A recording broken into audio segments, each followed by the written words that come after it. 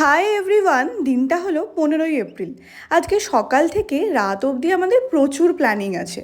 প্রথমেই নেওয়া হলো ইলিশ মাছ। দেখতে কিন্তু বেশ ভালো ছিল।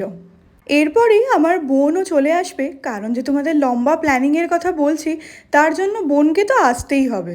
আসলে এই টাইম দিয়ে ওর বার্থডেটাও সেলিব্রেট করব, ওই জন্য যে গিফটটা আমি ওই বাড়িতে অর্ডার দিয়েছিলাম সেটাও ওকে জোর করে আনতে বলেছি। বেচারা এক দুদিনের জন্য এলেও ব্যাগ ভর্তি জিনিস নিয়ে ওকে আসতে হয়। ও আসার সাথে সাথেই ওকে আমাদের গাছের ডাবটা দিলাম, আর মা দেখো কত রকমের মিষ্টি পাঠিয়েছে।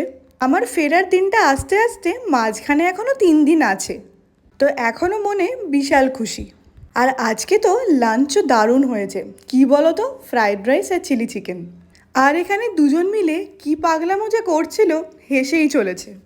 না আর বেশি দেরি করব না, তাড়াতাড়ি লাঞ্চ সেরে আমাদের আবার বেরোতে হবে। এইবার তোমাদের কারণটা বলি। আসলে আমরা অয়নের জন্য একটা বাইক কিনছি, তো সেইটার জন্যই আমরা 4জন মিলে বেরোচ্ছি। এদিকে আমরা 3জন যাচ্ছি ক্যাবে, সায়ন ওদিকে স্কুটি নিয়ে যাচ্ছে। আমরা গেছিলাম ট্রায়াম্পের শোরুমে। বাইক দেখে আসা, পেমেন্ট সমস্ত কিছুই হয়ে গেছে, আজকে শুধু ডেলিভারি নেওয়ার পালা। তাই জন্য এই নববর্ষের দিনটাই ঠিক করেছিলাম। ভালো লাগে কিন্তু নতুন কোনো জিনিস কিনতে, তাই না? আমি যদিও একবারও সেটাতে উঠে কিন্তু দেখিনি, আমার জন্য পুরোটাই ফার্স্ট টাইম হবে। আর এদিকে দেখো, যখন আমরা গাড়ির ডেলিভারির জন্য ওয়েট করছি, আমাদের এরকম আইসক্রিম দেওয়া হলো।